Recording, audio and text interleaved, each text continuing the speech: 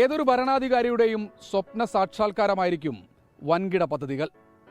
ഒല്ലൂർ മണ്ഡലത്തിലെ zoological park കേരളത്തിലെ തന്നെ ആദ്യത്തെ സുവോളജിക്കൽ പാർക്കാണ്.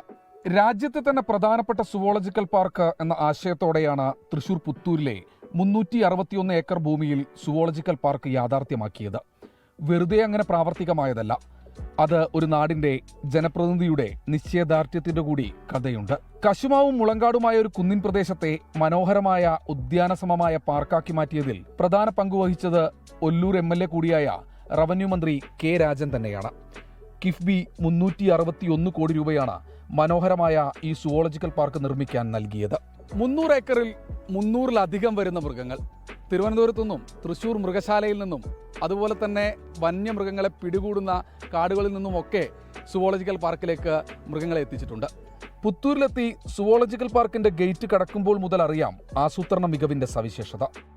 100 രൂപയാണ് മുതിർന്നവർക്ക് പാർക്കിൽ പ്രവേശിക്കുന്നതിനുള്ള ഫീസ്. കിഡ്സ് സ്കൂളിലെ കുട്ടികൾക്ക് പ്രവേശനം സൗജന്യം. സുവോളജിക്കൽ പാർക്കിന്റെ അകത്തേക്ക് കടന്നാൽ ഏതു സമയവും KSRTC ബസ്സുണ്ട്.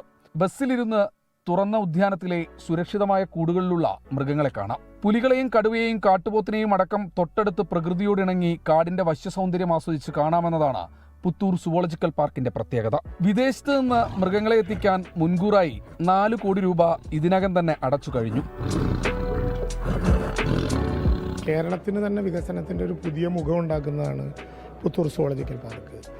331 കോടി രൂപ കിഫ്ബിയും 45 കോടി രൂപ പ്ലാനിലും ലഭ്യമായിട്ടാണ് പുത്തൂരിലെ സുവോളജിക്കൽ പാർക്ക് എന്ന ആവേശകരമായിട്ടുള്ള ഈ അനുഭവത്തിലേക്ക് നമ്മൾ പോകുന്നത്.